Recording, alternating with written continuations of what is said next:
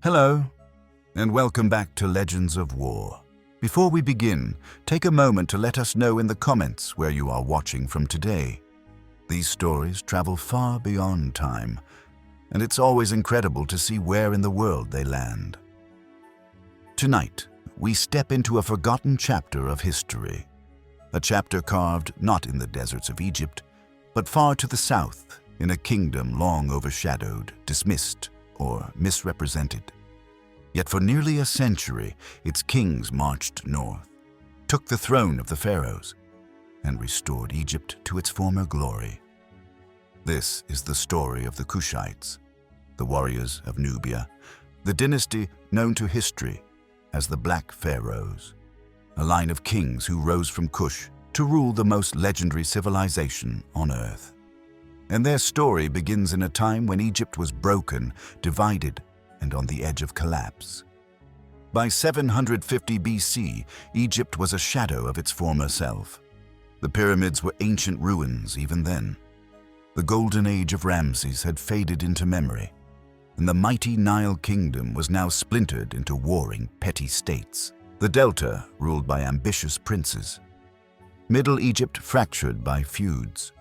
The priests of Amun wielding political power, and foreign powers eyeing Egypt like vultures circling a weakened lion. Chaos had replaced order, and the once great throne of the pharaohs sat vulnerable, waiting for someone strong enough to claim it. To the south, however, beyond the first cataract in the lands of Kush, another story was unfolding. There, in the city of Napata, a culture older than some dynasties of Egypt held fast to traditions the Egyptians themselves had begun to abandon. And it was here that a new power was rising. For centuries, Egypt and Kush lived like rival brothers, sharing gods, architecture, writing, and royal customs. But while Egypt often viewed Kush as lesser, the truth was far different. Kush was wealthy, Kush was disciplined, and Kush's warriors were feared across Africa and beyond.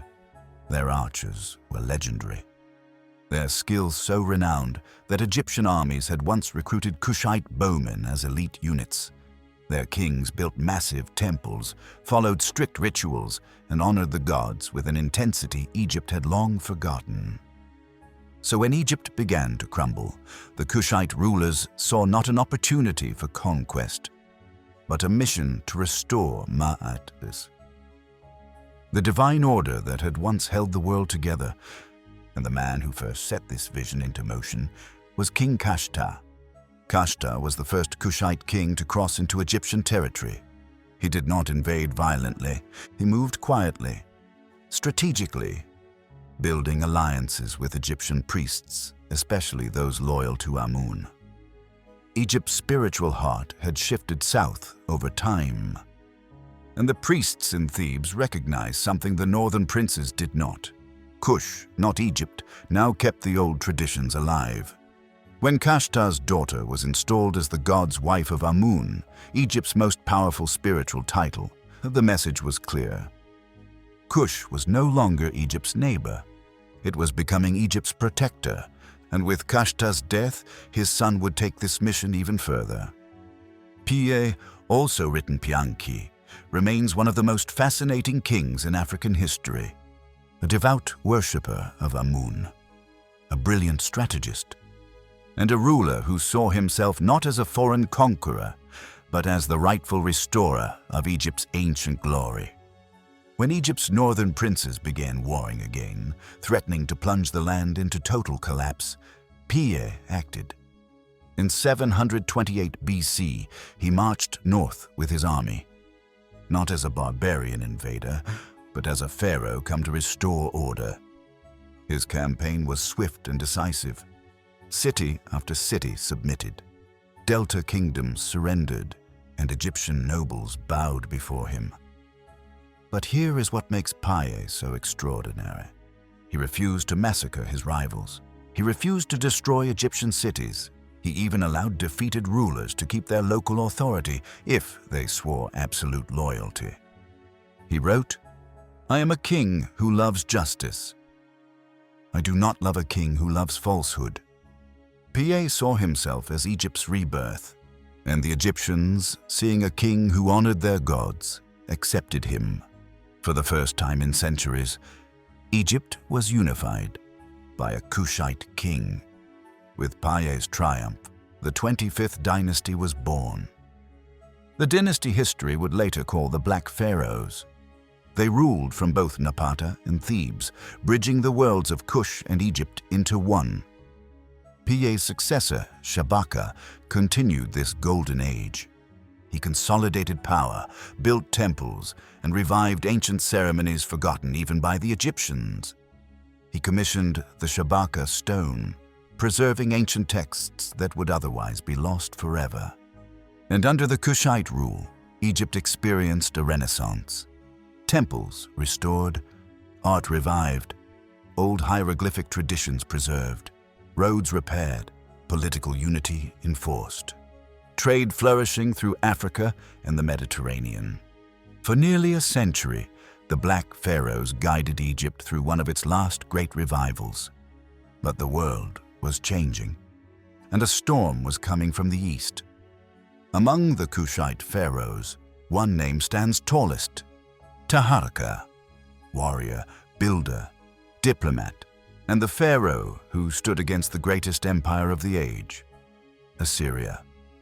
When Taharqa took the throne, Egypt and Kush faced a terrifying threat. The Assyrians were brutal, efficient, and hungry for expansion. Their armies crushed kingdoms with iron discipline and ruthless strategy.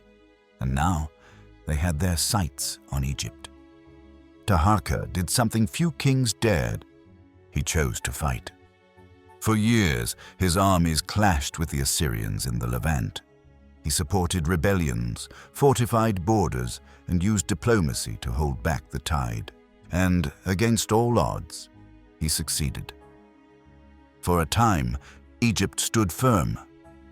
Taharqa became a legend across the Near East, celebrated by those who saw him as the last defender against Assyrian domination. Even the Bible mentions him, describing him as a mighty king whose forces came to defend Jerusalem. But even Taharqa could not hold back the Assyrians forever.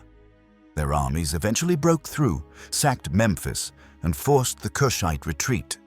Yet Taharqa's resistance delayed the Assyrian advance for decades, perhaps saving countless lives and altering the course of history. After Taharqa's death, his nephew Tanutamani made one last attempt to reclaim Egypt, and remarkably, he succeeded. With determination and the loyalty of Nubian warriors, he recaptured much of the Nile, took Thebes, and even drove out the Assyrians temporarily. For a brief moment, the Black Pharaohs shone once more, but the Assyrians returned with overwhelming force.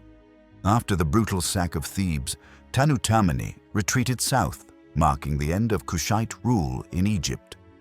The 25th dynasty had fallen, but its legacy was far from over. The Kushites returned to their homeland and built a new capital, Meroe. There they developed a civilization with unique writing, advanced ironworking, massive pyramids, thriving trade routes, and powerful warrior queens called the Kandakis. Their influence continued for centuries, but their time as pharaohs of Egypt would remain their most extraordinary chapter. Because they had done something no other foreign power ever did. They didn't conquer Egypt to destroy it. They conquered Egypt to save it. They restored temples the Egyptians abandoned. They revived traditions Egypt forgot. They honored Egyptian gods when the Egyptians themselves struggled to maintain them. In many ways, the Black Pharaohs preserved Egypt at a moment when it might otherwise have crumbled forever. The story of the Kushite kings is not simply a story of conquest. It is a story of identity, of cultural heritage, and of a people long underestimated, who proved themselves worthy of one of the greatest thrones in history. The Black Pharaohs remind us that history is vast, and that some of its greatest rulers come from places the world often overlooks. If this story has captured your imagination, consider liking the video and subscribing to Legends of War. Your support helps keep these forgotten chapters of history alive. Thank you for watching. Until next time, stay curious.